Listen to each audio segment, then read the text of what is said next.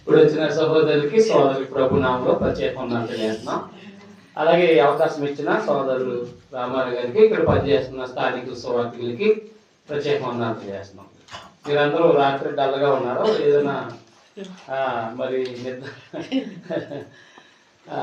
డల్గా ఉండకూడదండి. ఎప్పుడు వాక్యం వినేటప్పుడు చూడండి, మనం ఎప్పుడు సంతోషంగా ఉంటాం, ఎప్పుడెప్పుడు సంతోషంగా ఉంటాం. పెళ్ళిళ్ళు అందరి ముఖాలు ఏమైపోతాయి, వెళ్ళిపోతూ ఉంటాయి. అవునా కదా? వెళ్ళిపోతాం అంటే ఇంకా అది పొద్దున్న సాయంత్రం దాకా వెళ్ళిపోతూనే ఉంటాయి. అవునా? తర్వాత మాకు జేబులో డబ్బులు ఎక్కువ ఉన్నప్పుడు నవ్వుతానే ఉంటారు జీవితం. అవునా కదా?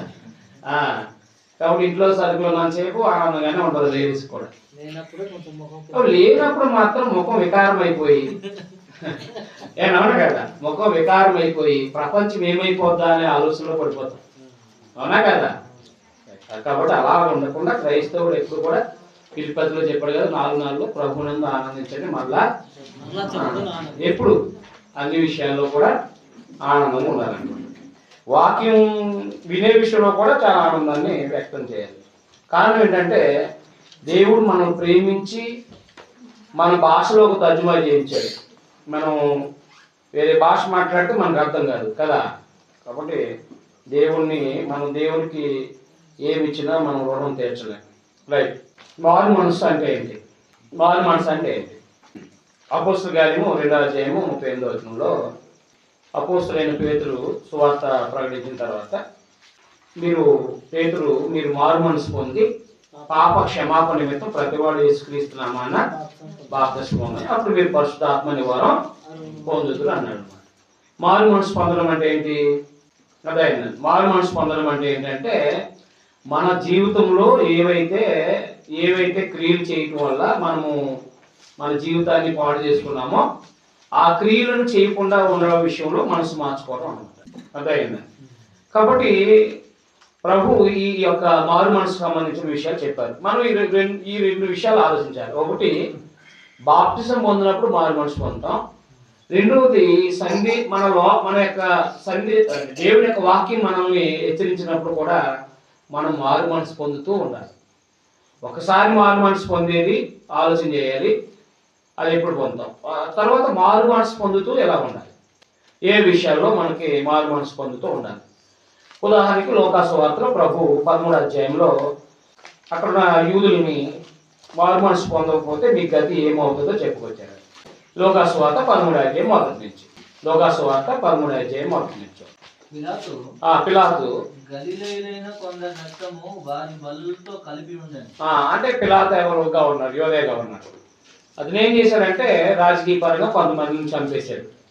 అయితే ఆ కాలంలో అక్కడ ఉన్న కొందరు ఆ సంగతి వేస్తూ చెప్పారు. ఆయన వార్త ఎట్లాను, ఈ గలీలో అటు హింసలు పొందినందున వారు గల్లీ అందరికంటే పాపులని మీరు తలుస్తున్నారా? కాదని మీతో చెప్తున్నాను. మీరు మారు మనసు పొందనేలో మీరందరూ అలాగే నశింతురు. మరియు సిలోయములోని గోపురం పడి చచ్చిన ఆ 18 మంది యెరూషలేములో కాపురం వాళ్ళకి అందరికంటే అపరాధులను తలుస్తున్నారా? కారణం మీతో చెప్తున్నాను, మీరు మారు మనసు పొందనేలా మీరందరూ అలాగే నశింతురు అన్నారు. యేసుక్రీస్తు వారు ఈ భూమి మీద ఉన్నప్పుడు వారు తమ జీవితాలని మార్చుకుని ఆయన మెస్సీగా అంగీకరించి తమ జీవితాలను సరి చేసుకోవాలని ఆయన కోరుకున్నారు. అలాగే ఇప్పుడు మనం సువార్త ప్రకటించేది కూడా, సిలువను కూర్చున్న వార్త ప్రకటించేది కూడా మనుషులందరూ మారు మనసు పొందాలని అపోస్తలుల కార్యంలో చెప్పారు ఆ విషయాన్ని కదండి. అపోస్తలుల కార్యంలో 17వ అధ్యాయంలో మనుషులందరూ మారు మనసు పొందాలని చెప్పేసి దేవుడు కోరుకుంటున్నాడు. చూడండి 31వ వచనం క్షమించి, ఆ అజ్ఞాన కాలములను దేవుడు చూచి చూడనట్టుగా ఉండేది. ఇప్పుడైతే అంతటా అందరూ మారు మనసు పొందాలని మనుషులకు ఆజ్ఞాపిస్తున్నారు. మారు మనసు పొందడం అంటే ఏంటి? మనుషులందరూ కూడా మారు మనసు పొందాలని ఆజ్ఞాపిస్తున్నాడు. ఎందుకంటే ఇప్పుడు లోకంలో తమ ఇష్టానుసారంగా అంటే అపరాధాల చేత పాపాల చేత ఆత్మీయంగా చనిపోతున్నారు. పాపం వచ్చే జీవితం మరణం అంటే దేవుని దూరం అయిపోతున్నారు. దూరం అవడంతోనే కాకుండా ఏం చేస్తారంటే తమ జీవితాన్ని అర్ధాంతరంగా ముగించుతున్నారు. ఇప్పుడు చూడండి, ప్రభు 2 సందర్భాలు మాట్లాడారు. రెండు సందర్భాల గురించి చెప్పుకొచ్చారు. ఏంటి విషయం అని అంటే, ఒకటి కొంతమంది రాజకీయ పరంగా కొంతమందిని చంపేశారంటారు కొంతమంది. అప్పుడు ప్రభు ఏమన్నారు, మీరు చంపబడిన వాళ్ళు గల్లీ అందరికంటే పాపులు అనుకుంటున్నారా? కారణం మీరు చెప్తున్నాను, మీరు మారుమనసు పొందకపోతే మీ గతి కూడా ఎప్పుడు ఎలా ఉంటుందో తెలియదు అన్నాడు. తర్వాత యెరూషలేములో శిలోయములో గోపురం పడి చనిపోయారంట. వాళ్ళు చనిపోయిన వాళ్ళు అందులో ఆ ఏరియాలో ఉన్న వాళ్ళందరూ యెరూషలేములో ఉన్నట్టుగా మీరు వాళ్ళు పాపులు అనుకుంటున్నారా? కాదని మీతో చెప్తున్నాను. మిగతా రాత్రికాల సమయంలో నాకు ఫోన్ వచ్చింది. మేము సేవ చేసే ప్రాంతంలో వాళ్ళు మాకు అప్పుడప్పుడు క్లాస్కి వస్తారు. మేము పనిచేస్తున్న స్థానిక సంఘం కాదు. అయితే అబ్బాయి తాగుతాడు, మందు తాగుతాడు. తాగుతూ రాత్రి జీతం ఇచ్చారని చెప్పేసి తాగి స్పీడ్గా నడుపుతూ ఒక వ్యాన్ను కొట్టేసి చనిపోయాడంట. మేము భోజనం చేస్తానని కబురు వచ్చింది. అంటే అతను మనుషులందరికంటే దుర్మార్గుడు కాదు. అంటే చాలామంది ఎక్కువ దుర్మార్గ పనులు చేసేవాళ్ళు ఉన్నారు. హత్యలు చేసేవాళ్ళు, దొంగతనాలు, ఇంకా భయంకరంగా క్రిమినల్గా చాలా దుర్మార్గ పనులు చేస్తూ ప్రభుత్వాన్ని తప్పించుకుంటూ ఉన్న దుర్మార్గులు ఉన్నారా లేదా? మరి వాడికంటే దుర్మార్గుడా? కాదు, కేవలం మందు తాగడం. అది అతివేగం అనేది మందు తాగడం పాపమే, అవునా కదా? కానీ హత్యలు చాలా ఉన్నతమైన అంటే చాలా ఎక్కువైన దుర్మార్గ పనులు అయితే కాదు. అయినప్పటికీ తన ప్రాణం పోయిందా లేదా? పోయింది. ఎందుకు అంటే సందేశం వినపడుతుంది, మార్చుకోమని, మార్చుకోవట్లే, ప్రాణాలు పోయింది. మార్చుకోవడానికి ఉందా? ఇప్పుడు మరణించిన తర్వాత మార్చుకోవడానికి ఉందా? లేదు అనుకుంటా. అంటే గుర్తుపెట్టుకోవాల్సిన విషయాలు ఏంటంటే, సిలువను గూర్చిన వార్త అనగా యేసుక్రీస్తు వారు మన పాపాల కోసం మరణించారు, సమాధి చేయబడ్డారు, తిరిగి లేపబడ్డారు. కాబట్టి మానవులందరినీ కూడా దేవుడు ఏం కోరుకున్నాడంటే, తమ గత పాపాలు చేయకుండా మారు మనసు పొంది బాప్తిసం పొందాలని కోరుకుంటున్నాడు. అందరూ రక్షించబడాలని. అందువల్ల దేవుని ఎరగిన వాళ్ళు, సువార్తకు లోబడిన వాళ్ళందరూ కూడా, అంటే ప్రతి ఒక్కరూ కూడా ఎప్పుడైతే సువార్త వినపడుతుందో మనం మన పాపాల నుంచి విడుదల పొందాలి, అది యేసుప్రభు రక్తం ద్వారానే ఆ విడుదల పొందగలుగుతామని చెప్పేసి వినపడుతున్నప్పుడు చాలామంది తమ తప్పును సరిచేసుకోలేక, అంటే తమ తప్పు నుండి మరలలేక, మార్చుకోలేక, తమ తప్పును సరిదిద్దుకోలేక చాలామంది తప్పులు మానేసిన తర్వాత బాప్తిసం పొందామంటూ కాలం గడుపుతూ ఉంటారు చాలామంది. ఏమన్నా కదా? చాలామంది బాప్తిసం పొందుతారు లేట్ ఏంటని అడిగితే అంటారు, చుట్ట ఒకటి ఉందండి అది మానేసుకుంటాను అంటారు. అవునా? కొంచెం మందు తాగే అలవాటు ఉందండి, మానుకున్నాక చూసుకుంటాను అంటూ ఉంటాడు. అంటే ఇది మానుకునే అంటే మారు మనసు పొందితే వెంటనే అంటే వెంటనే మార్చుకుంటే అవుతుంది. కానీ ఇదేంటి, అది మానుకోలేక, అంటే అతను మనసు మార్చుకోలేక ఏం చేసుకుంటాడనమాట, ముందుకు కొనసాగిస్తూ ఉంటాడనమాట. అలా చాలామంది బాప్తిసం పొందకుండానే తమ జీవితాలను భూమి మీద నుంచి వెళ్ళిపోయారు, అంటే ప్రాణాలు పోగొట్టుకున్నారు అనమాట. అర్థమైనా? అందువలన ఒకటి సువార్త వినపడుతున్నప్పుడు, సిలువను కూర్చున్న సందేశం వినపడుతున్నప్పుడు మన గత పాపాల నుంచి మారు మనసు పొంది, అనగా ఆ దుర్మార్గ పనులు మానేసి బాప్తిసం పొందాలి. అది మారు మనసు అంటే అనమాట. అర్థం అవడం కోసం మనందరూ తెలిసిన జక్కయ్య, లోకాసువార్త 19వ అధ్యాయం, అవునా? జక్కయ్య ఆయన ప్రభు ఎప్పుడైతే కనిపించారో యేసును చూడాలని ఆశ అని చూశారు. ప్రభు ఏమో ఆయన దగ్గరకు వచ్చి జక్కయ్య నేడు రక్షణ మీకు వచ్చింది అన్నాడు. అప్పుడు వెంటనే ఆయన మారు మనసు పొందాడు. మారు మనసు అంటే మీకు విషయం చెప్పండి. ఏంటి మారు మనసు పొందాడంటే, నేను అన్యాయంగా సంపాదించిన దాన్ని 4 రెట్లు మళ్ళా తిరిగి ఇచ్చేస్తాను. తర్వాత నా ఆస్తులో సగం పేదలకే ఇచ్చేస్తాను.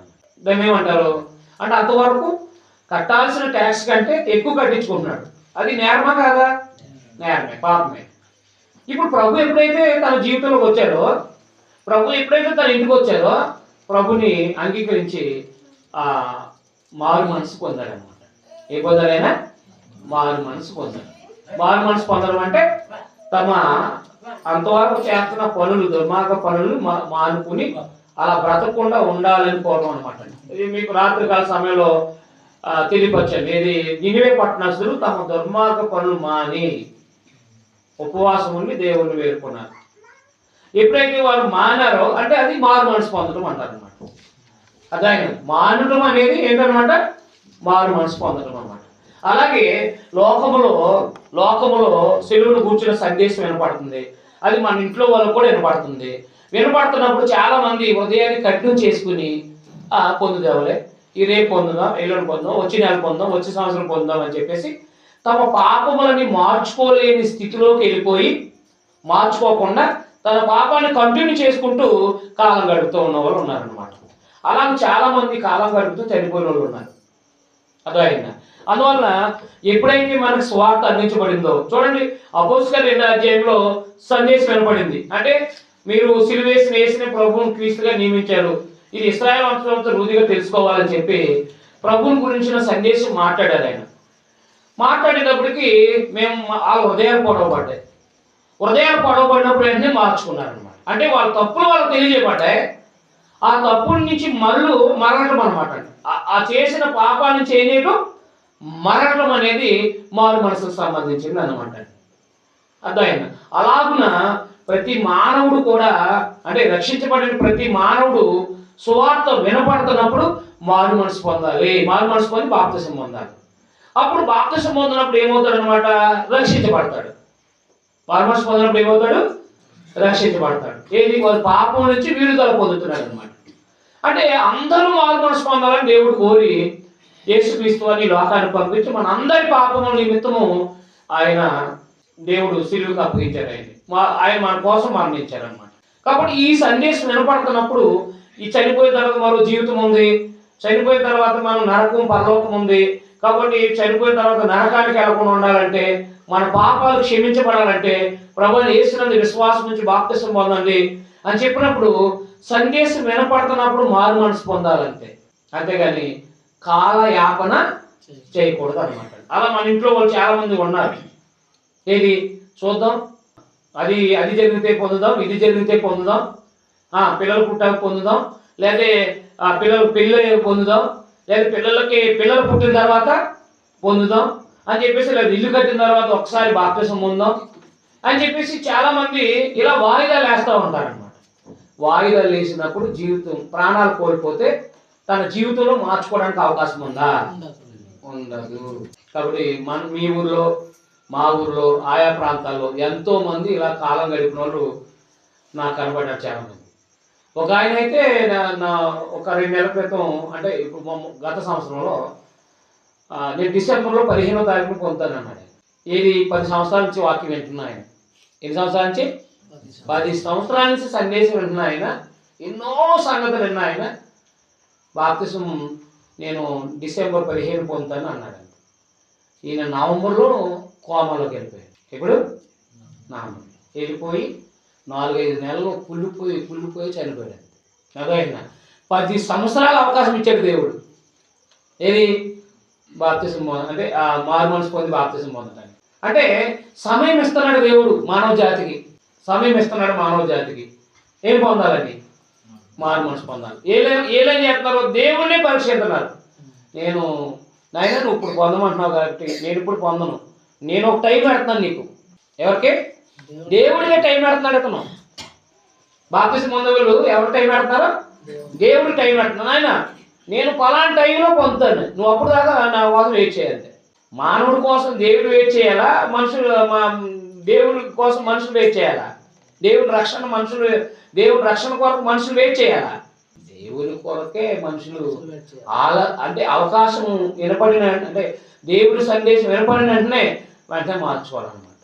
అలాగూ బాప్తిసం ఇచ్చే యోహాను చెప్తున్నప్పుడు ఎంతో మంది యోర్దాను నదిలో బాప్తిసం, అదే అక్కడ ఇశ్రాయేలుకి సంబంధించింది. అది ఎంతో మంది దేవుని రాజ్యం, అంటే దేవుని పరిపాలన రాబోతుంది, మారు మనసు పొందండి అని చెప్పినప్పుడు చాలా మంది ఆయన దగ్గరికి వచ్చి బాప్తిసాలు పొందడం అనేది జరిగిందన్నమాట. అంటే వాళ్ళకి విలువ తెలుసు. ఇశ్రాయేలుకి ఏం తెలుసు?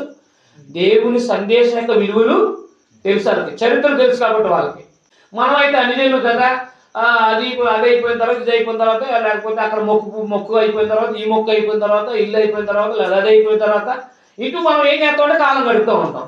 కాలం గడుపుతున్న సమయంలో మనం ప్రాణాలు పోగొట్టుకుంటే మన ఆత్మకు రక్షణ ఉంటుందా? యుగ యుగాలు బాధ అనుభవించాల్సిందే. ఇది ఆల్రెడీ మనం బాప్తిసం పొందాం కాబట్టి మనం సేఫ్ అయిపోయినట్టే. కానీ మన ఇంట్లో చాలామంది ఉన్నారు. మన ఇంట్లో చాలామంది, అది తల్లిదండ్రులు అవ్వచ్చు, అత్తమ్మ అవ్వచ్చు, లేకపోతే మన పిల్లలు ఎదిగిన వాళ్ళు అయి ఉండొచ్చు. ఎవరైనప్పటికీ మన కుటుంబాల్లో కూడా బాప్తిసం పొందిన వాళ్ళు ఉన్నారు. వాళ్ళు కూడా కాలాన్ని ఏం చేస్తున్నారు? యాపన చేస్తున్నారు. కాబట్టి వాళ్ళకి ఈ విషయాలు చెప్పాలి. భయంకరమైన దుర్మార్గుడు అయితేనే సరే కాదు, అసలు దేవునితో సంబంధం లేని వాడి జీవితము ఎప్పుడు ఏమవుతుందో తెలియదు. కాబట్టి నాయన భవిష్యత్ మంద కాదు, భవిష్యత్ ఎవరిది కాదు? మనది కాదు. ఎవరిది? దేవుంది. కాబట్టి మనకి సమయం ఉన్నప్పుడే మన జీవితాన్ని ఏం చేసుకోవాలి? సరి చేసుకోవాలి అని మన కుటుంబాలకు మనం బోధించాల్సిన అవసరం ఉందన్నమాట. సువార్త వినపడుతున్న టైంలోనే, సువార్త వినిపిస్తున్న సమయంలోనే మారు మనసు పొందాలన్నమాట. అందువల్ల మనం కూడా మన కుటుంబీకులతో మాట్లాడుతూ ఉండాలి. మన కుటుంబీకులు కూడా అందరూ కూడా క్రీస్తునందు ఉండి ప్రభునందు మరణించేలాగా, వృద్ధాప్యంలో ప్రభునందు మరణించే విధానంలో వారిని నడిపించాలన్నమాట. ఎందుకనంటే మనందరూ తెలుసు, గ్రంథం ఎరిగినంత వరకు మనకు బాగా తెలుసు, దేహం విడిచిపెడితే మన ఆత్మ మన స్వాధీనంలో ఉండదు. మార్చుకోవడానికి ఇక్కడే వీలు పడుతుంది. అక్కడికి వెళ్ళిన తర్వాత మార్చుకోవడానికి అవకాశం, అక్కడ మారాలని ఉండొచ్చు. ఏది? అక్కడికి వెళ్ళిన తర్వాత మారాలని ఉన్నా మార్చుకోవడానికి అవకాశం లేదు అన్నమాట. అందుకని ఖచ్చితంగా ఈ మొదటి విషయం అనగా సువార్తని అనగా శిలువను గురించి వార్త వినపడుతున్నప్పుడు, సందేశం వినపడుతున్నప్పుడు అర్థమైంది, ఆలస్యం చేయకుండా బాప్తిసం పొందడం అర్థమైన తర్వాత, ఏదో పెళ్లికో రోగానికో ఏమీ అర్థం అవ్వకుండా పొందడం కాదు. మళ్ళీ అది ఒక ప్రమాదం. అది అసలు వాళ్ళకి విషయాలు ఏదో తెలియకుండా బాప్తిసం పొందితే ఆత్మీయంగా బతకలేరు వాళ్ళు. అయితే సంగతులు వినపడుతున్నా సరే, అర్థమైనా సరే మార్చుకోవడానికి ఇష్టపడలేనట్టు వాళ్ళు ప్రమాదాలకు గురైపోయే అవకాశాలు ఉంటాయి. గుర్తుపెట్టుకోండి. ప్రభు అదే అన్నాడు, మీరు మారు మనసు పొందకపోతే ఆ శిలువలో గోపురపడి ఎలా చచ్చిపోయారు, మీ గతి కూడా అలాగే ఉంటుంది. అదే ఏదో రకమైన యాక్సిడెంట్ ద్వారా పోతారు, ఏదో ఒక ఆపద ద్వారా నాశనం అయిపోతారు. కాబట్టి మారు మనసు పొందండి అని ప్రభు బోధించారనమాట.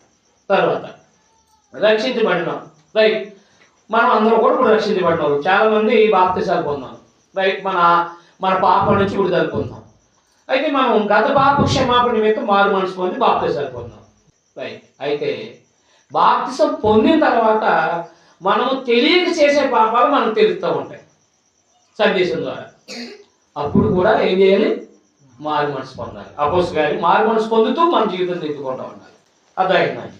ఉదాహరణకి మీకు అర్థం అవడానికి అపోస్తలుల గారి 8వ అధ్యాయంలో గారడీ సీమోను బాప్తిసం పొందాడు. అతను పాప క్షమాపణ. సమరయ ప్రాంతంలో సువార్త ప్రకటించబడింది పిలుపు ద్వారా. అక్కడ అనేక మంది బాప్తిసాలు పొందారు. బాప్తిసాలు పొందిన వాళ్ళు చూడండి, అపోస్తలుల గారి 8వ అధ్యాయం 12 చూడండి. అయితే పిలుపు దేవుని రాజ్యాన్ని గురించి, యేసుక్రీస్తు నామాన్ని గురించి సువార్త ప్రకటిస్తుండగా వారంతా నమ్మి పురుషులను స్త్రీలను బాప్తిసం పొందారు. అప్పుడు సీమోను కూడా, సీమోను అంటే ఎవరు? గారడీ వాడు. సీమోను కూడా నమ్మి బాప్తిసం పొంది పిలుపును ఎడబాయకుండి సూచక్రియలు గొప్ప అద్భుతాలు జరుగుతూ ప్రార్థనంటున్నాడు.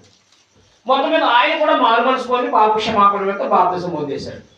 బాప్తిసం పొందిన తర్వాత ఆయన యొక్క ప్రాచీన జీవితంలో ఒకటి చావలేదు. ఏంటంటే ఈయన గార్విల్ చేస్తూ జనాలను ఇబ్బంది పరిచాడు. కానీ పిలుపు గారేమో నిజంగా అద్భుతాలు చేస్తూ ఆ సూచక్రియలు చేస్తూ ఉన్నప్పుడు నేనేమో ప్రజలు మాయ చేస్తున్నాను, నేనేమో నిజంగానే అద్భుతాలు చేస్తున్నాను అని చెప్పేసి ఈ అద్భుతాలు చేసే వరం నేను డబ్బులు ఇస్తాను ఏమని అడిగాడు పేతురు గారి యోహాను. మీకు ఎక్కడండా? ఆహా, చూడండి 8వ అధ్యాయము 17 చూడండి ఒకసారి. అప్పుడు పేతురు యోహానులు వారి మీద చేతులు ఉంచగా, అంటే అక్కడ కొంతమంది బాప్తిసం పొందిన వాళ్ళు పరిశుద్ధాత్మను పొందడానికి అప్పుడు వారు పేతురు యోహానులు చేతులు ఉంచగా వారు పరిశుద్ధాత్మ పొందారు.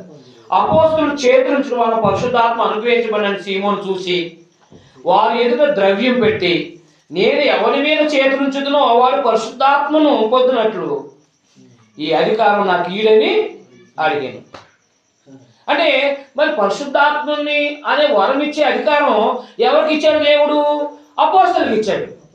పేతురు యోహానులు ఎవరు? అపోస్తలులు. వాళ్ళే మరొకరికి చేతులు ఉంచడం వల్ల పరిశుద్ధాత్మను పొందుకుంటారు. ఏది మళ్ళా సంఘంలో ఇలా వాక్యం చెప్పడానికి, కీర్తన పాడడానికి, ఇప్పుడంటే మన పుస్తకాలు ఉన్నాయి, సందేశం రాయబడింది, అప్పుడు రాయబడలేదు కదా. అప్పటికప్పుడు సందేశం మాట్లాడాలి, అప్పటికప్పుడు భాషలో అర్థం చెప్పాలి, అప్పటికప్పుడు కీర్తన పాడాలి. ఈ పాడాలంటే పరిశుద్ధాత్మ వరం ఉండాలి అక్కడ. అందువల్ల పరిశుద్ధాత్మ వరం అక్కడ సంఘానికి, సమయంలో ఉన్న సంఘానికి కొంతమంది పరిశుద్ధులకి వీళ్ళు చేతులు పెట్టించడం వల్ల పరిశుద్ధాత్మ పొందారు. పరిశుద్ధాత్మ పొందడం చూసి నాకు కూడా అలాంటి అధికారం ఇవ్వమని అడిగాడు. ఎవరు? గారడి సీమోను. అప్పుడు ఆయన అలా ద్రవ్యం పెట్టి నేను ఎవరి మీద చేతులుంచినో వాడు పరిశుద్ధాత్మను పొందినట్లు ఈ అధికారం నాకు ఇల్లు అడిగాను. అందుకు పేతురు, నువ్వు ద్రవ్యం ఇచ్చి దేవుని వరం సంపాదించుకుందామని తలంచుకున్నందున నీ వెండి నీతో కూడా నశించును గాక. నీ హృదయము దేవుని ఎదురు సరైనది కాదు కనుక ఈ కార్యం ముందు నీకు పాలు పంపులు లేవు. కాబట్టి ఈ నీ చెడుతనం, ఏది దేవుని వరాన్ని డబ్బులెట్టు కొనుక్కోవాలనుకునే ఈ నీ చెడుతనము మానుకుని అంటే అర్థం ఏంటి? మార్చుకునే కదా. మానుకుని అంటే అర్థం ఏంటి? మార్చుకుని. ఈ చెడుతనాన్ని నువ్వు మార్చుకుని మారు మనసు నొంది ప్రభువుని వేరుకో. ఒకవేళ నీ హృదయ ఆలోచన క్షమించబడవచ్చు. కాబట్టి బాప్తిసం పొందిన తర్వాత చేసిన తప్పేంటి? దేవుని వరాన్ని దాన్ని పెట్టి కొనుక్కోవాలనే ఆ చెడ్డ ఆ స్వభావాన్ని మార్చుకోమని చెప్పాడు అన్నమాట. అది కూడా అంటే బాప్తిసం పొందిన తర్వాత ఇది చేసిన తప్పు. ఇది బాప్తిసం పొందిన తర్వాత చేసిన తప్పు. అప్పుడు దేవుని వరాన్ని దాన్ని పెట్టి కొనుక్కోవడం అనేది నీ చెడుతనంలోకి వస్తుంది. కాబట్టి నువ్వు మారు మనసు పొందని చెప్పేశారు. ఈ ప్రభుని వేడుకోమని చెప్పాడు. ఒకవేళ నీ హృదయాలోచన క్షమించబడవచ్చు అన్నారు. నువ్వు ఘోరమైన దుష్టాత్మంలో అంటే చెడుతనంలో, దుర్నీతిలో, బంధకంలో ఉన్నట్టు నాకు కనబడుతుందని చెప్పాను. అందుకు సీమోను, మీరు చెప్పిన వాటిలో ఏది నా మీదకి రాకుండా మీరే నా కొరకు ప్రభుని వేడుకోండి చెప్పాడు అనమాట. అంటే మనం ఒక్కొక్కసారి ఆవేశపూరితంగా పాపం చేస్తూ ఉంటాం, తప్పులు చేస్తూ ఉంటాం. అర్థమైందా? అకస్మాత్ అంటే అన్ఎక్స్పెక్టెడ్గా కొన్నిసార్లు తెలియక తప్పు చేస్తూ ఉంటాం. ఒక్కోసారి ఆ తెలియక తప్పు చేసిన తప్పు ఈయన దేవుని వరాన్ని దాన్ని పెట్టి కొనుక్కోవాలనుకున్నాడు అనమాట. అప్పుడు అది నీ చెబుతాను, నువ్వు చాలా దుష్టత్వం ఉంటుంది, మారు మనసు పొందని చెప్పడం జరిగింది.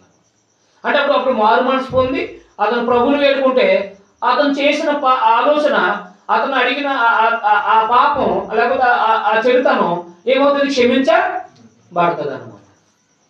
మీకు అర్థమైనా అర్థమలేదా? కాబట్టి బాప్తిసం పొందిన తర్వాత కూడా దైవ నీతి అంటే దేవుని యొక్క వాక్యం సరిగా తెలియనప్పుడు ఒకవేళ ఏదైనా ఒక తప్పు చేసామని అంటే కనుక అది తప్పు అని సందేశం ద్వారా తెలిసినప్పుడు వెంటనే మనం మార్చుకోవాలన్నమాట. ప్రభుని వేడు, నాయన తప్పు చేశారు క్షమించండి, మరలా నేను ఆ తప్పుని ఇంకా చేయనని చెప్పేసి వేడుకోవాలి. అలాగూ మారు మనసు పొందాల్సిన అవసరత ఉందన్నమాట. అలాగే ప్రకటన గ్రంథంలో 2వ అధ్యాయంలో ప్రకటన గ్రంథం 2వ అధ్యాయము 20 వచ్చింది. స్థానిక సంఘము ఏమిటంటే తుయిటైర్లో ఉన్న సంఘం. తుయిటైర్ అంటే లూదియా ఆ పట్టణస్థలాలు అన్నమాట. తుయిటైరా చూడండి 18వ వచనంలో తుయిటైరాలో ఉన్న సంఘం తోటికి ఇలాగ రాయము. అగ్నిజ్వాల వంటి కన్నులను అపరంజి పోలిన పాదాలు గల దేవుని కుమారుడు చెప్పి సంగతి లేవు. నీ క్రియలు, నీ ప్రేమ, నీ విశ్వాసం, నీ పరిచర్య, నీ సహనం నేనే ఎరుగుదును. నీ మొదటి క్రియల కన్నా నీ కడప క్రియలు మరి ఎక్కువైనా ఎరుగుదును. అయినను నీ మీద తప్పు ఒకటి నేను మోపాల్సి ఉంది. సంఘంలో తప్పు ఉందంటండి. ఏడు తప్పు అంట? ఏమనగా తాను ప్రవక్తనని చెప్పుకుంటున్న యెజబెల్ అనే స్త్రీని ఉండనున్నాను. జాగ్రత్తం చేయడానికి విగ్రహాలను బలించిన వాటిని తినుటకును అది నా దాసులకు బోధిస్తూ వారిని మోసపరుస్తుంది. సంఘంలో అదైందా? ఒక ప్రవక్త అనే ఒక స్త్రీ ఉందండి. అవి ఏం చేస్తుందంటే జాగ్రత్త, వివాహానికి ముందు అక్రమ సంబంధాలు ఏం తప్పు కాదు, తర్వాత విగ్రహాలకి బలించిన వాటిని మాంసాన్ని మనం తినేయచ్చు అని చెప్పేసి బోధిస్తుందంట. అప్పుడు నా దాసులు బోధిస్తుంది అంటే అది అబద్ధ బోధ కాదా? జాగ్రత్తం చేయటం అబద్ధ బోధే. అలాగే అంటే జనాలు పక్కదారి నడిపించే బోధ, విగ్రహాలు తినమన్నది కూడా అబద్ధ బోధ. అదైనా అందువల్ల ఏమన్నాడు తెలుసండి అక్కడ? మారు మనసు పొందుడు 20 చూడండి. ఏ పొందడానికి? మారు మనసు పొందుటకు నేను దానికి సమయం ఇచ్చి తిని. మారు మనసు పొందడానికి సమయం ఇచ్చి తిని అంటే తెలియక, ఒకవేళ తెలియక కొన్నిసార్లు చాలా మందికి సందేశం సరిగ్గా తెలియక కూడా ఆ విగ్రహాల కాడ అంటే భోజనాలు పెడుతున్నారు అనుకోండి, వెళ్ళిపోతారు భోజనానికి. మీకు అర్థమైందా? విగ్రహాల కాడ భోజనాలు పెడుతుంటే అది మన పాపమే కదా. ప్రభువు త్యాగాన్ని జ్ఞాపకం చేసుకున్నాం, మనం విగ్రహాల కాడ భోజనం చేయకూడదు కదా, విగ్రహాలు అర్పించిన వాటిని తినకూడదు కదా. మనం ప్రభు త్యాగాన్ని జ్ఞాపకం చేసుకున్నాం కదా. మొదటి పదార్థాలు చెప్పాడు కదా, ప్రభు పాత్రలో ఉంది, దయా పాత్రలో ఉంది, త్రాగా నేరగా అన్నాడు అన్నమాట. అందుకని మనం ప్రభు పాత్రలో చేయబడుతున్నాం కాబట్టి మనం మళ్ళా దయ్యాల పాత్రలోది చేయి పెట్టి తినకూడదు అనమాట. అలాంటి బోధ చేసే స్త్రీ ఉందంట. అయితే చూడండి, మనకు సందేశం వినపడుతూ ఉంటుంది, మార్చుకోవడానికి దేవుడు. చూడండి, లోకంలో మనుషులందరూ అంటే యేసు రాక ఎందుకు ఆలస్యమంటే మారు మనసు పొందాలని అందరూ. అంటే చాలా మందికి సువార్త వినపడుతున్నా మార్చుకోకుండా ఉంటారు. అయితే దేవుడు కొన్నాళ్ళు సమయం ఇస్తాడు వాళ్ళకి, ఆ సమయం దుర్వినియోగం చేసుకుంటూ తీసేస్తాడు. అలాగే రక్షించబడిన మనకు కూడా మనం చేసే తప్పులు మనకు వాక్యం ద్వారా తెలియబడతాయి. తెలియబడినప్పుడు ఏం చేయాలి? తెలుస్తుంది మనకి, మనతో మనకు అర్థమవుతుంది.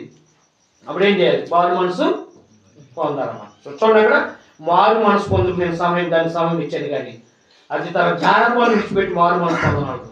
ఇదిగో నేను దాన్ని మంచం పట్టించి, ఇదిగో దాన్ని మంచం పట్టించి దానితో కూడా విభజించేవాడు దాని క్రియల విషయమై మారు మనసు పొందితేనే కానీ వారిని బహుశ్రమల పాలు చేస్తానమాట. రాత్రికాల సమయంకి ఇప్పటికి ఒక సందేశానికి ఒక సంబంధం ఉంది.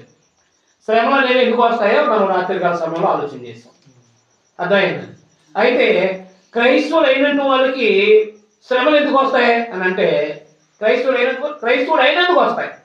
అయితే క్రైస్తవుడు అయ్యింది సందేశము వినపడుతున్నా సరే, సందేశం వినపడుతుంది, బాప్తిసం పొందాడు, గత పాప క్షమాపణ నుంచి రైట్, దేవుడితో సంబంధం వచ్చింది, రైట్, దేవుడు ఆరాధనకు వస్తాడు, వాక్యం వినపడుతుంది, తాను తెలియక కొన్ని విషయాల్లో తప్పు చేస్తున్నాడు. తప్పు చేస్తున్నప్పుడు సందేశం వినపడింది, గత 2-3 సంవత్సరాల నుంచి సందేశం వినపడుతుంటే తన తప్పు తనకు అర్థమవుతుంది. స్త్రీకైనా పురుషుడికైనా తన తప్పులు తనకు అర్థమవుతున్నాయి కానీ మారు మనసు పొందట్లేదు. దేవుడు సమయం ఇచ్చాడట లేదా? సమయం ఇచ్చాడు, అయితే మారు మనసు పొందట్లేదు. అప్పుడు మంచం పట్టించాడు. మంచం పట్టించమంటే అర్థం ఏంటి? రోగాలు పాలు చేస్తానని.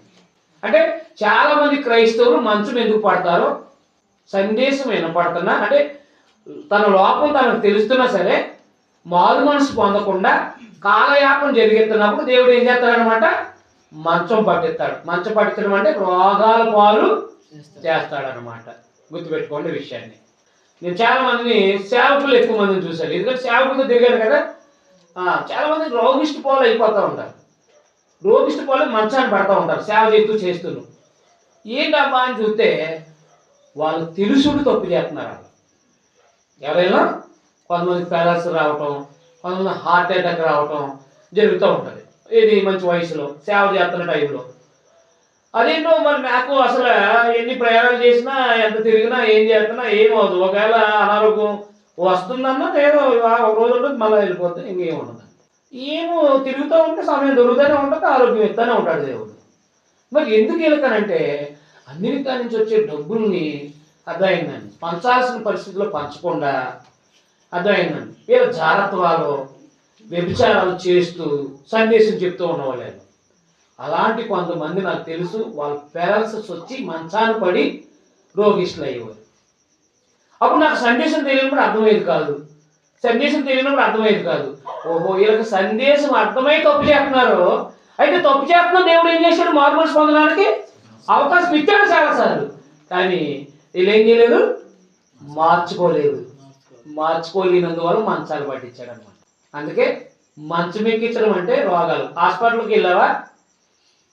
క్రైస్తవులు హాస్పిటల్ పాలైనప్పుడు నేనేం చెప్తానంటే చెవిలో, మీరేమన్నా సరి చేసుకోవాల్సింది ఏమన్నా ఉందేమో సరి చేసుకోండి అని చెప్తాను. నాయన మరి అనారోగ్యం వచ్చింది, గాయం పెట్టేవాడు నువ్వే, తీసేవాడు కానీ ప్రార్థన చేయను.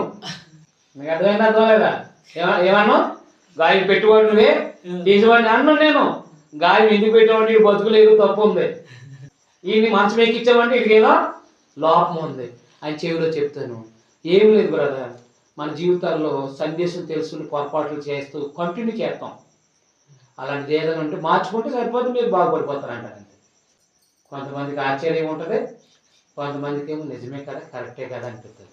సందేశం అర్థమైన అవునా కదా, రైట్. మార్చుకుంటే వైద్యం అందేస్తుంది వెంటనే. అంటే అంటే మంచం ఎందుకు ఎక్కిస్తున్నాడు అనమాట. మంచం ఎందుకు ఎక్కిస్తున్నాడు, మంచం మార్చుకో అని, అంటే మార్చుకో అని సందేశం నేను పెడుతుంది. సందేశం ద్వారా ఇలా అలా చెప్తారు అనుకుంటూ ఉంటారు. ఏంటి ఆయన పని ఏముంది, బైబిల్ చెప్పిన వాళ్ళు మాటలు చెప్తా ఉంటాడు. అర్థమో నా కోసం చెప్తున్నాడు ఈయన అంటూ ఉంటాడు. ఏమన్నా నా కోసమే చెప్తున్నాడు ఈయన అంటూ ఉంటా ఉంటాడు. నా కోసమే చెప్తాను. నాకైతే మరీ ఎక్కువ. నేను అసలు ఇక మనుషులు ఎవరిని చూడను, ఉన్నది ఉన్నట్టుగా చెప్పిపోతాను. ఆ తర్వాత రగిలే పగిలే అన్నీ కూడా నేనేం లెక్క చేయను. ఇంకా చెప్పమంటే చెప్తాను, వెళ్ళిపోమంటే వెళ్ళిపోతాను, అభ్యంతరం లేదు. అవునా కదా. కానీ చెప్పాల్సిన బాధ్యత మనం దాచుకోకుండా చెప్పాలి వద్దా, చెప్పాలి.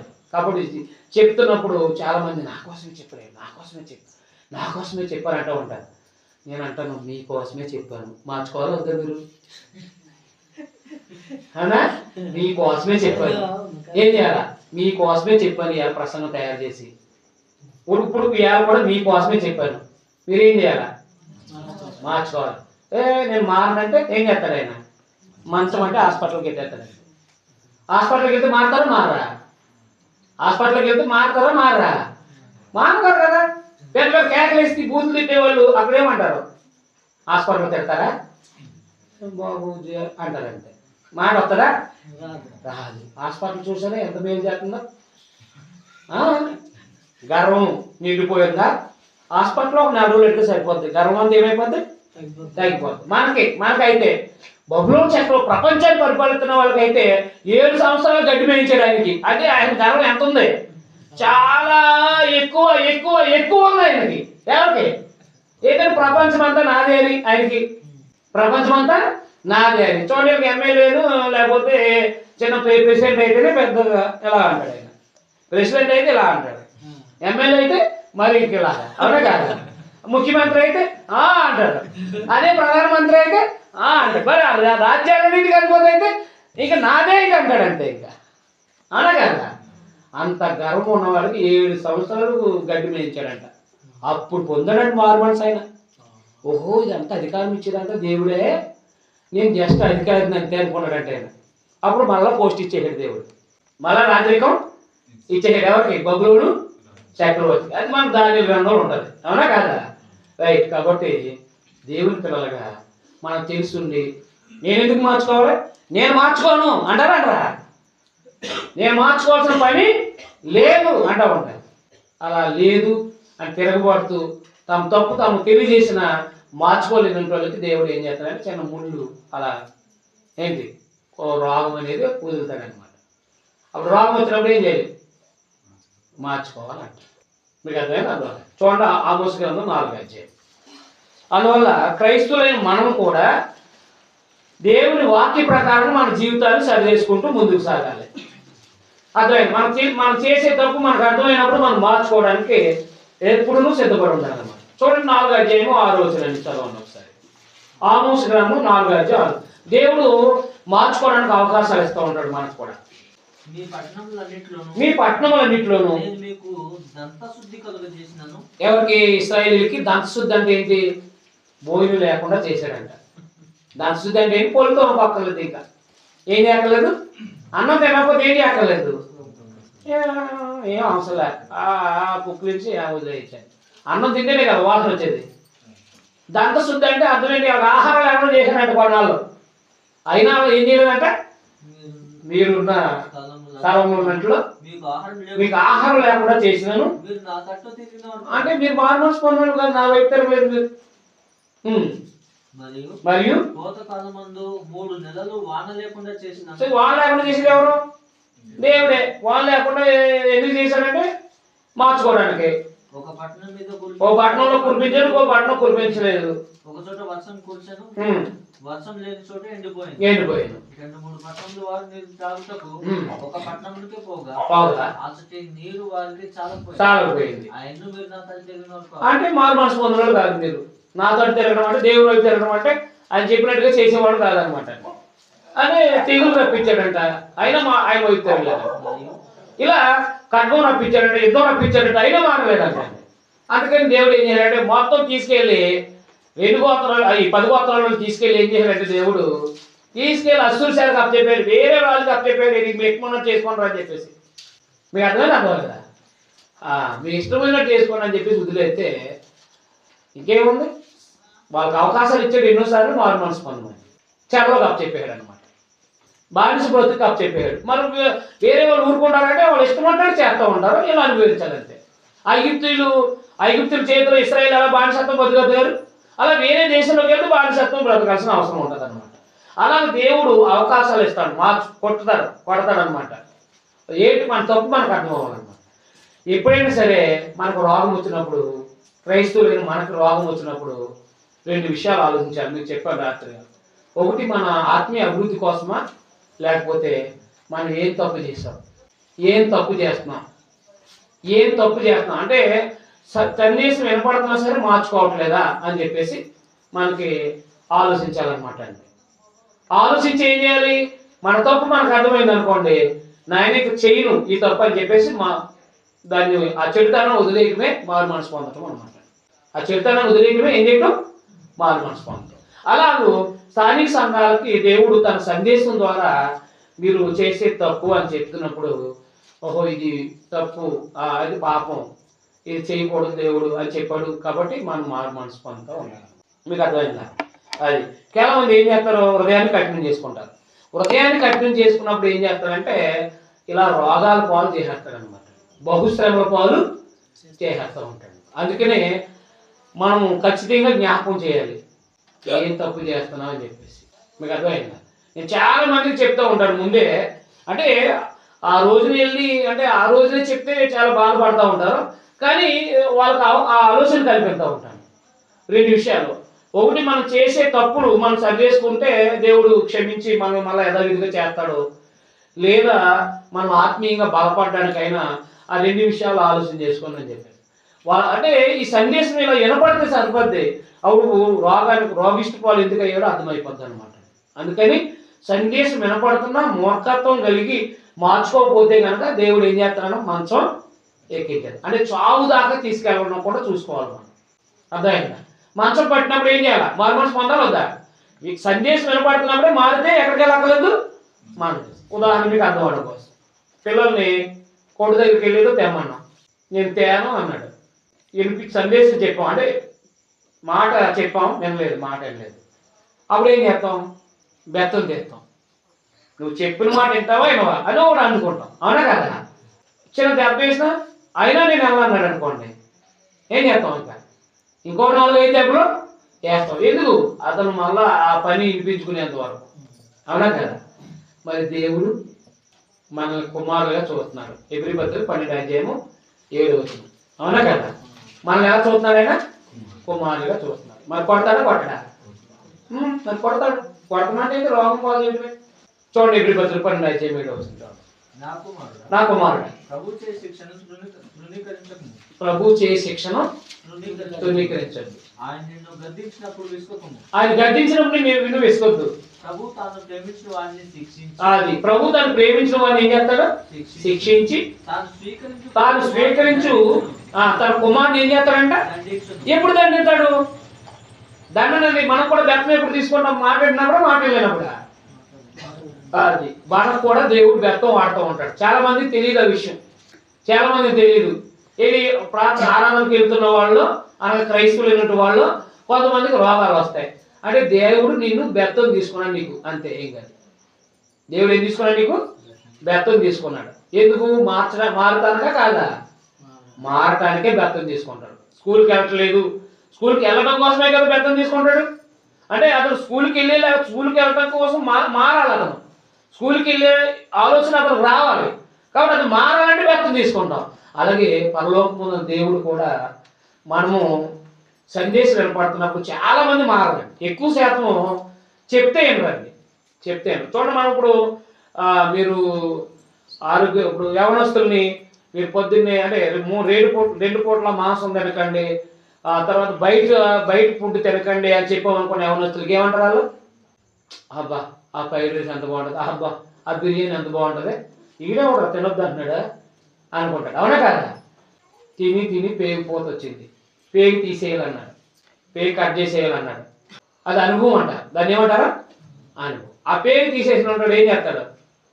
ఆ పేగు కట్ చేసిన వాళ్ళు మళ్ళా అరే రారా బిర్యానీ తిందాం అన్నాడు ఎవరన్నా ఏమంటాడు? వద్దురా సారీ వేసి తింటాను, కాయగూర వేసి తింటాను, పప్పు వేసి తింటాను అంటాడు. ఆ అనుభవం ఎక్కడి నుంచి వచ్చింది? కటింగ్. ఏంటది? కటింగ్. హాస్పిటల్కి వెళ్ళి వచ్చింది. హాస్పిటల్కి వెళ్ళొద్దు ఏమైంది? మారిందా లేదా?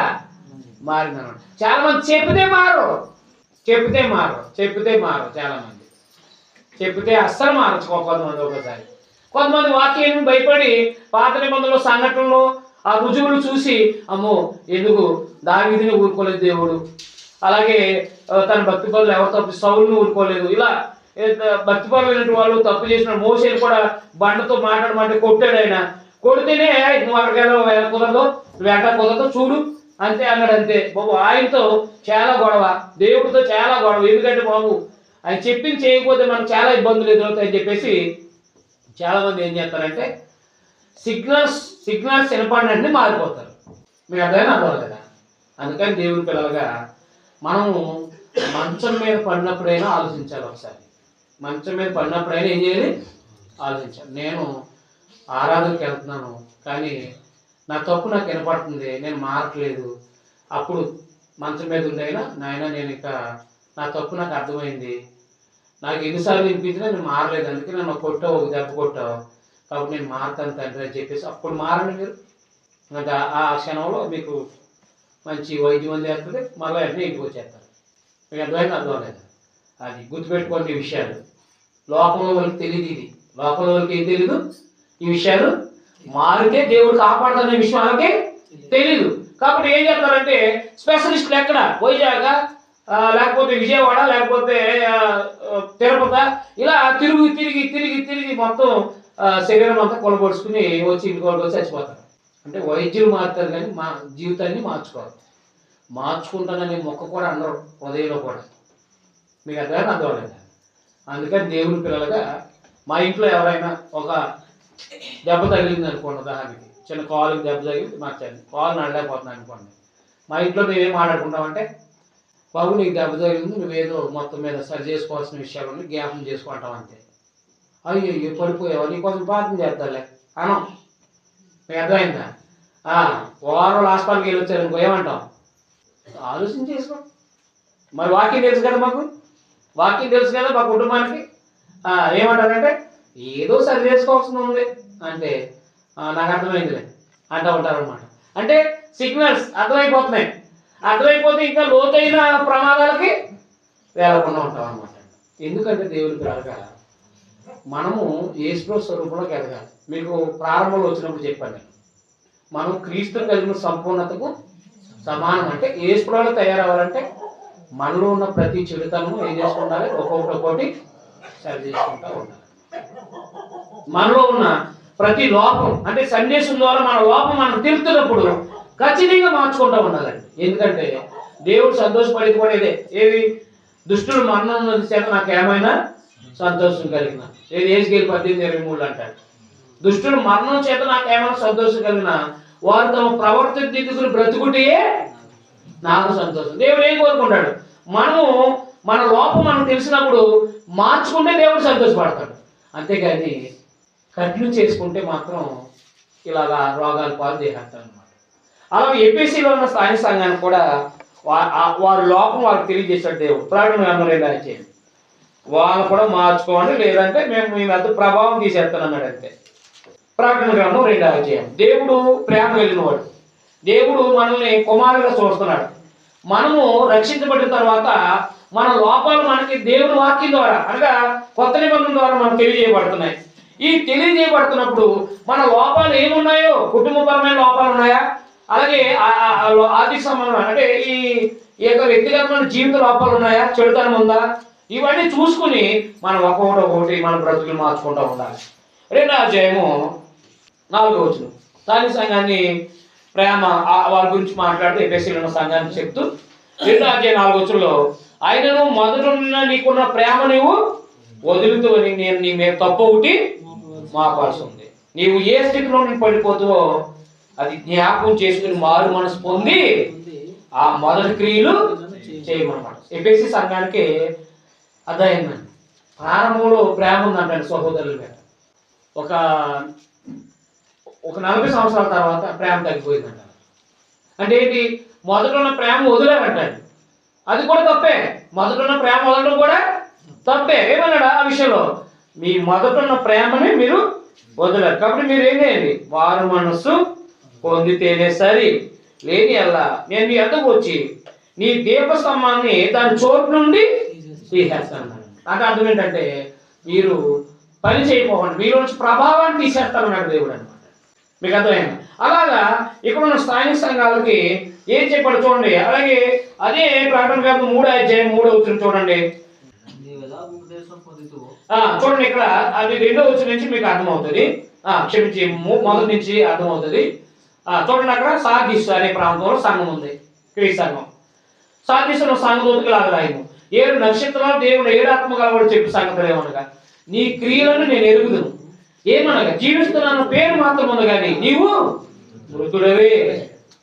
అంటే వీళ్ళు బాప్తిసం పొందారు, క్రైస్తవులు అయ్యారు, దేవుని పిల్లలు అయ్యారు, కానీ సంఘం ద్వారా ఏ మంచి పనులు చేయట్లేదు అంటే అంటే సత్క్రియలు కానీ అలాగే దిక్కులే వాళ్ళు దరిద్రులను ఆదుకోవడం కానీ అలాగే సంఘం ద్వారా అనేక మందికి అంటే సువార్త ప్రకటించడం కానీ ఇలాంటి మంచి పనులు ఏమీ చేయట్లేదు అంటే వీళ్ళు. అంటే మంచి పనులు చేయట్లేదు అంటే వీళ్ళు పేరు మాత్రం ఉంది కానీ, క్రైస్తవులు అనే పేరు మాత్రం ఉంది కానీ వీళ్ళు ఏమయ్యారు? ముద్దులు. అంటే అది యాకోబులో చెప్పాడు కదా 2:14 క్రియలేని విశ్వాసం మొత్తం అన్నాడు. అంటే మనము సందేశం వినపడుతుంది మంచి పనులు చేయమని, ఏమీ చేయట్లేదు, అప్పుడు మన విశ్వాసం ఏంటి? మొత్తం అన్నమాట. అలాగే వీళ్ళు స్థానిక సంఘం జీవిస్తున్న పేరు మాత్రం ఉందంట. అంటే క్రీస్తు సంఘం అనే ఓ బోర్డు ఉంది అంతే. క్రీస్తు సంఘం అనేది ఉంది.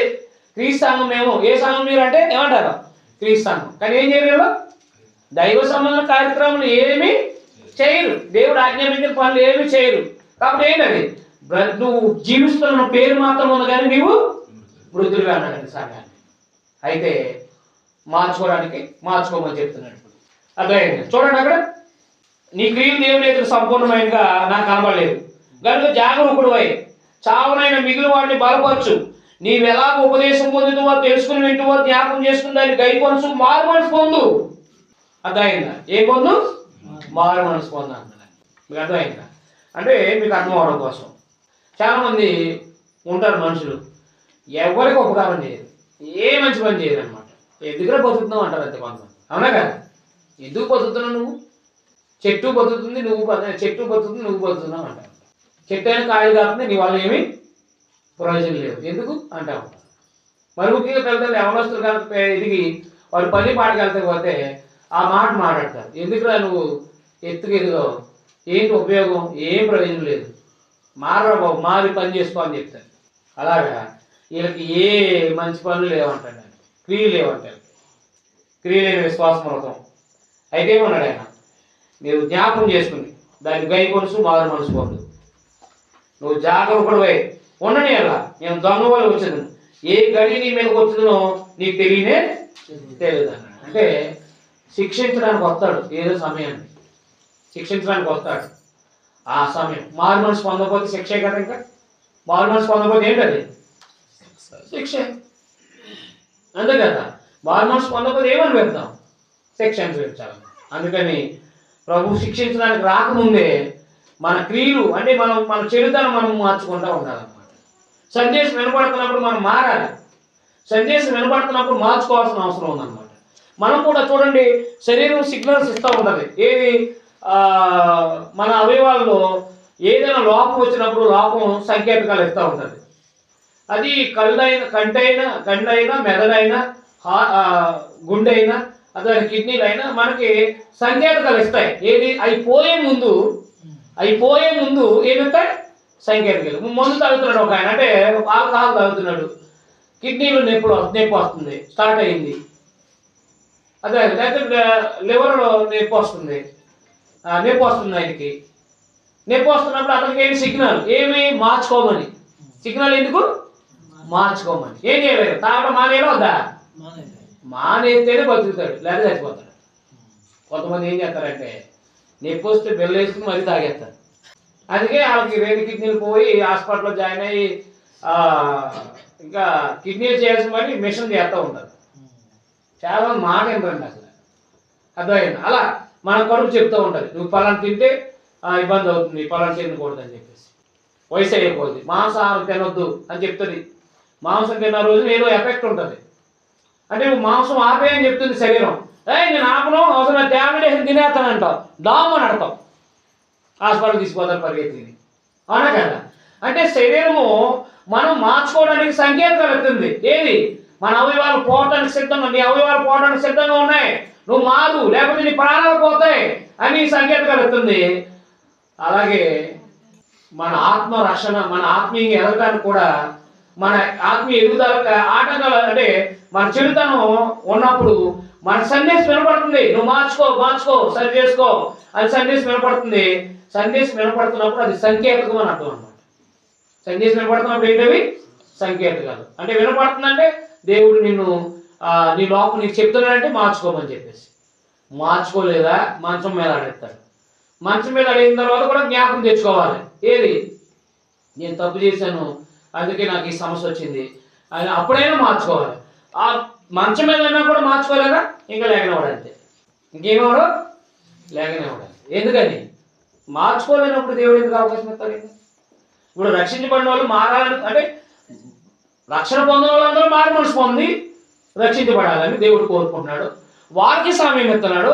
రక్షించబడిన వాళ్ళని యేసు ప్రభువులో ఎదగడం కొరకు, వాళ్ళలో ఉన్న చెడుతనం సరి చేసుకుని ముందుకు సాగడం కొరకు కూడా దేవుడు అవకాశాలు ఇస్తున్నాడు మనకి. అది సేవకులకైనా సంఘాల వాళ్ళకి ఎవరికైనా సరే రక్షించబడిన వాళ్ళకి కూడా తప్పు తెలుస్తుంది, మార్చుకోవడానికి అవకాశాలు ఇస్తున్నాడు. మార్చుకోలేనప్పుడు మంచం మీద ఆడుతున్నాడు.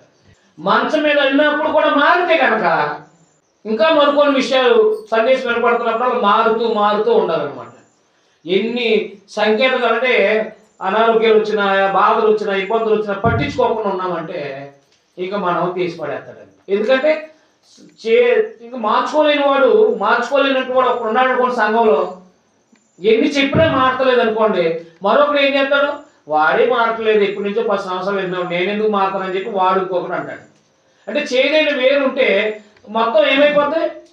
చేదైపోద్ది. అవునా కదా? ఇప్పుడు మాంసంలో చేదుగొట్టు చిరిగిపోయింది అనుకోండి, ఏంటి పరిస్థితి? చేదుగొట్టు ఎంత ఉంటుంది? ఎంత ఉంటుంది? చిరిగిపోయింది, మొత్తం మాంసం అంతా అయిపోయింది అనుకోండి, ఏమైపోద్ది? అదంతా చేదైపోద్ది. అలాగే సంఘంలో కూడా మార్చుకోలేని వ్యక్తులు ఉంటే సందేశం వినపడినా పాడైపోద్ది.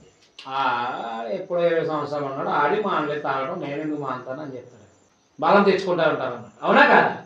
కానీ చాలా ఇబ్బందులు పాలైపోతాం, సమస్యలు పాలైపోతాం. అందుకని దేవుడు ఏమి కోరుకున్నాడంటే మేము మారు మనసు పొందాము. చాలా మంది అంటారు, మీరు మారు మనసు పొందారంటే ఇప్పుడు 30 సంవత్సరాలు పొందాం, మరి మిగతా టైంలో సందేశం వినపడుతున్నప్పుడు ఏమైనా మారారంటే ఇంకా మారిపోయాం కదండి, ఇంకేంటి? మారిపోయామంటే ఏంటి? వీళ్ళకి మేము మారిపోయామంటే అర్థమైతే విగ్రహాలు విడిచిపెట్టి ప్రభులోకి వచ్చేసాం అంటే ఏమైపోయినట్టు? మారిపోయాం, రైటే. మరి మన వ్యక్తిగతమైన జీవితంలో చెడుతాను కానీ, ఇలాగా మన కుటుంబ వ్యవస్థలో ఉన్న చెడుతనాలు కానీ, ఏదైనా సంథింగ్, ఏదైనా సందేశం ద్వారా మనం మార్చుకోవాల్సిన వినపడుతున్నప్పుడు మార్చుకోకపోతే అది కూడా మారు మనసు పొందుతూ ఉండాలి. లోపల వినపడుతున్నప్పుడు ఏం చేయాలి? మారు మనసు పొందాలి. మారు మనసు పొందకపోతే ఏమవుతుంది? మంచం పట్టించి బహుశ్రమల పాలు చేస్తారనమాట. చాలా మంది క్రైస్తవులు అనబడేవాళ్ళు సందేశం విని మారకుండా కఠినం చేసుకుని అలాంటి భయంకరమైన శ్రమంలోకి వెళ్ళిపోతున్నారు. ఎందుకయ్యే శ్రమంలోకి వెళ్ళామంటే ఏమో దేవుడు సాతాను మమ్మల్ని ఎలా ఇబ్బందులు పెట్టేస్తున్నాడు అంటాడు.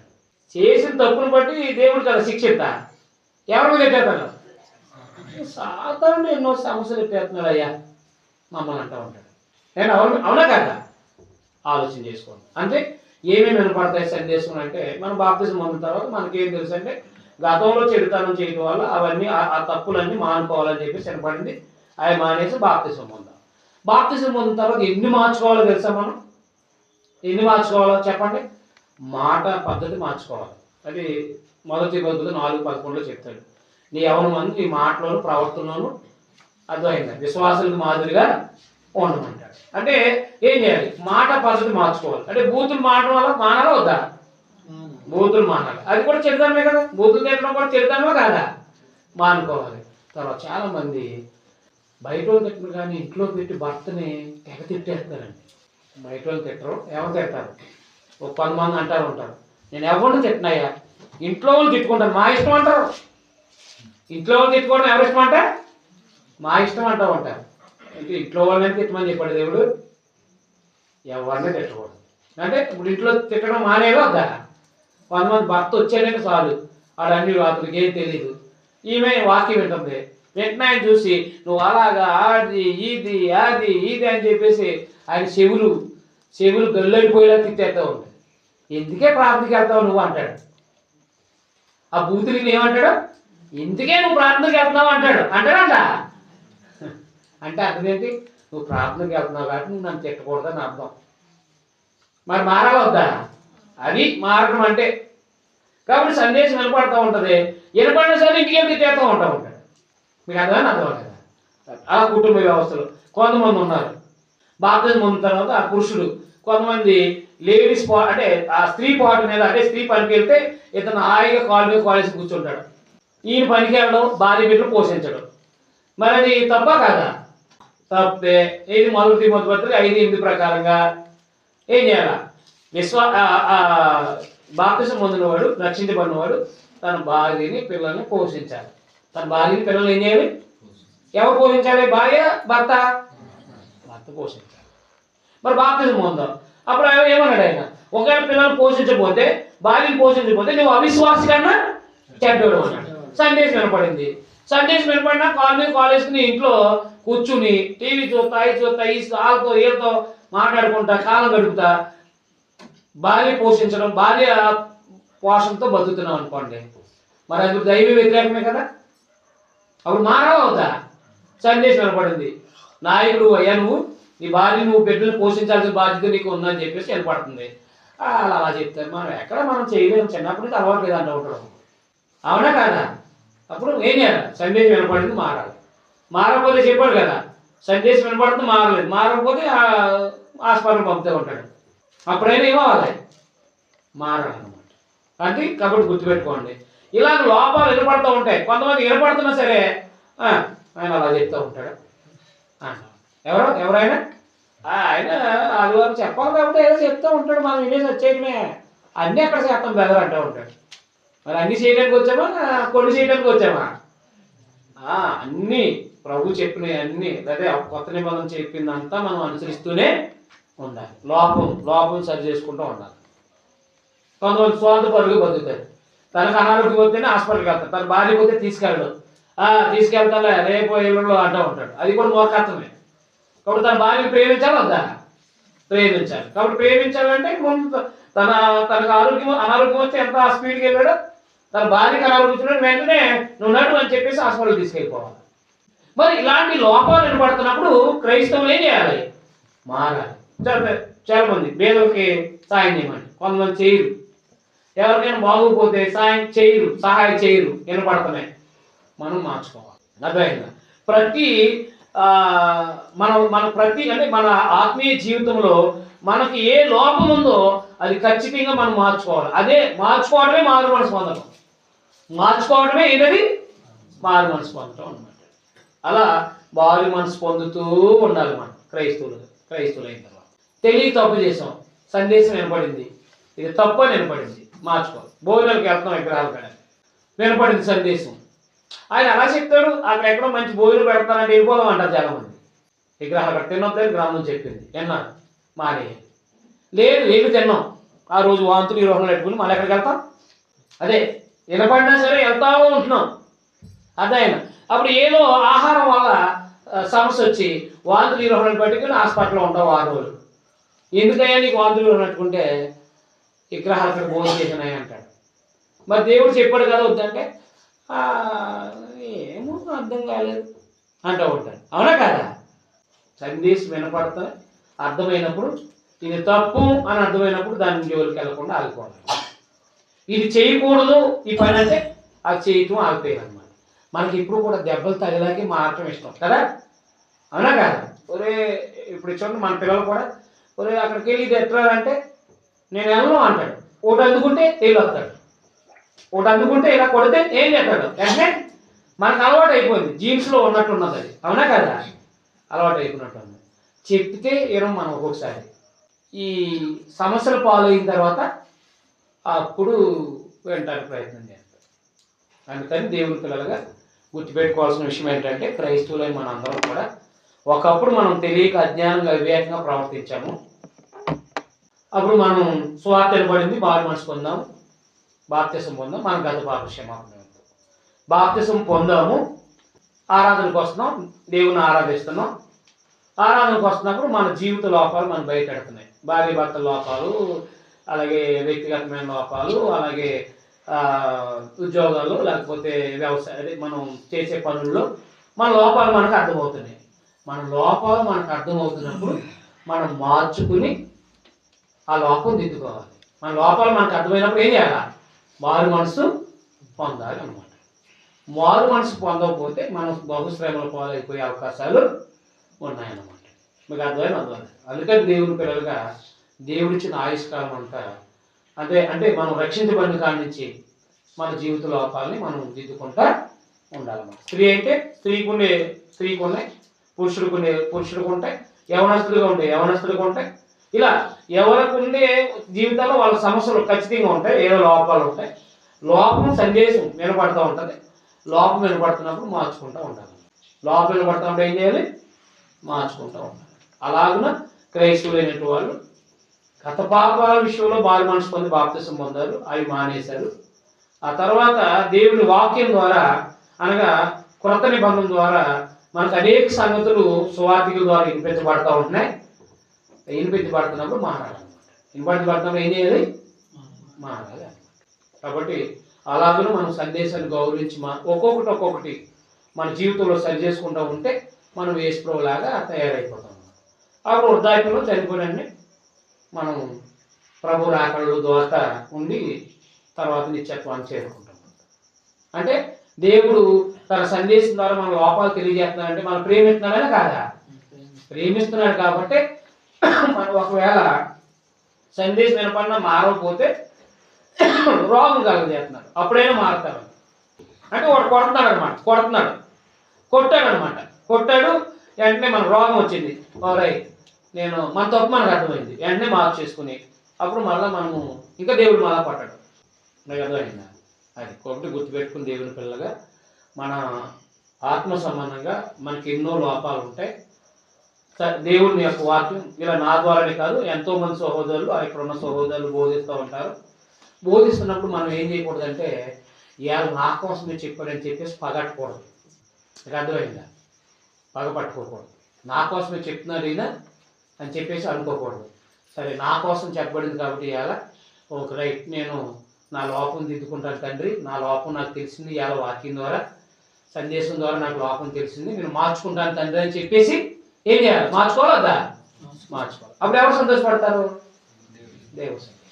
అలాగే మన అందరం కూడా మన దైనీయమైన జీవితంలో దేవుడిచ్చిన ఆయుష్కాలాన్ని సద్వినియోగం చేసుకుని మనము ప్రతి ఆదివారం దేవుని ఆరాధిస్తున్నప్పుడు దేవుని వాక్యం వింటాం కాబట్టి ఇలా బైబిల్ తరగతుల్లో కూడా కొన్ని విషయాలు నేర్చుకుంటాం కాబట్టి ఆ నేర్చుకున్నప్పుడు మన లోపాలు మనకు తెలిస్తే, లోపం తెలిసినప్పుడు దేవుడు హెచ్చరించినట్లు లెక్క. దేవుడు హెచ్చరించాడంటే మనం ఏం చేయాలి? వెంటనే మారు మనసు పొందాలి. అంతేగాని ఎక్కడ మార్చుకుంటాం బ్రదర్, అది కుదరదు బ్రదర్, అది అవ్వదు బ్రదర్ అనకూడదు. ఏమవ్వకూడదు? అది అవ్వదండి, అది జరగదండి అని అనకూడదు. దేవుడు తప్పు అని చెప్తే ఏం చేయాలి? మారాలి అంతే. అప్పుడు మారకపోతే మాత్రం బహుశ్రమల పాలు చేసేస్తాం. అందుకని క్రైస్తవులైన మనం కూడా మారుతూ మన జీవితాన్ని లోపం చేసినప్పుడు మార్చుకుంటూ జీవితం గడపాలి. కాబట్టి లోకంలో వాళ్ళు సువార్త విని మారు మనసు పొందుతూ ఉండాలి వాళ్ళు. లేకపోతే దేవుడు వాళ్ళు కూడా సమయం ఇస్తారు, ఆ తర్వాత తీసేస్తాడు వండరాలు. తర్వాత వాళ్ళ జీవితంలో చనిపోయాక ఎక్కడ మారు మనసు పొందడానికి అంటే రక్షించబడడానికి అవకాశం లేదు. అక్కడ రక్షించబడిన మనకు కూడా దేవుడు మనకి ఆయుష్కాలం ఇస్తున్నాడు. మనం కూడా లోపాలని సరి చేసుకుంటూ ముందుకు సాగాలన్నమాట. అది ఏ లోపమైన బిడ్డలు పెంచే విషయంలో కానీ ఏదైనా ఏ లోపమైన మనకు వినబడుతున్నప్పుడు ఖచ్చితంగా మారాలన్నమాట. అంతేగాని కఠినం చేసుకోకూడదు. ఉదయాన్నే ఏం చేసుకోకూడదు? కఠినం చేసుకోకూడదు. ఉదయాన్నే కఠినం చేసుకున్న పొరవ ఉదయాన్ని కఠినం చేసుకున్నా లేదా? చేసుకున్నాడు. కొడుకు చచ్చిపోయాడు. తొలి సంతానం ఏమైపోయింది? చచ్చిపోయాడు. అంటే కఠినం చేసుకుంటే మన జీవితంలో ఎన్నో సమస్యలు ఎదురవుతాయి అన్నమాట. నాయన నా లోపం నాకు తెలిసింది, నేను దిద్దుకుంటాను తింటాను అన్నమాట. కఠినం చేసుకున్నామా మనం చాలా ఇబ్బందులు పడిపోతాం అన్నమాట. చాలామంది క్రైస్తవులకి తెలియక ఏం చేస్తారంటే ఉదయం కఠినం చేసుకుని మారకోకుండా రాడు కింద చేసుకుంటా ఉంటారు. అప్పుడు చెప్పాడు చూడండి, రోమపత్రిక 2:4 చూసి ముగించుకున్నాం. రోమపత్రిక 2:4 చూడండి ఒకసారి. రోమపత్రిక 2:4 మనకు దేవుడు అవకాశం ఇస్తున్న అవకాశాన్ని మార్చుకుంటూ ఉండాలి. లేదా దేవుని అనుగ్రహం అంటే ఆయన యొక్క దయ మారు మనసు పొందుటకు, అది మారు మనసు పొందడానికి ఏం చేస్తుంది? దీన్ని ప్రేరేపిస్తుందని ఎరగక ఆయన అనుగ్రహిస్తూనేమో సహనము దీర్ఘశాంతము. అంటే ఏంటి? మనకు సందేశం వినకున్నప్పుడు మారకపోతే మన దేవుని దీర్ఘశాంతాన్ని ఏం చేస్తున్నట్టు అంటే మనం తునీకరిస్తున్నాం.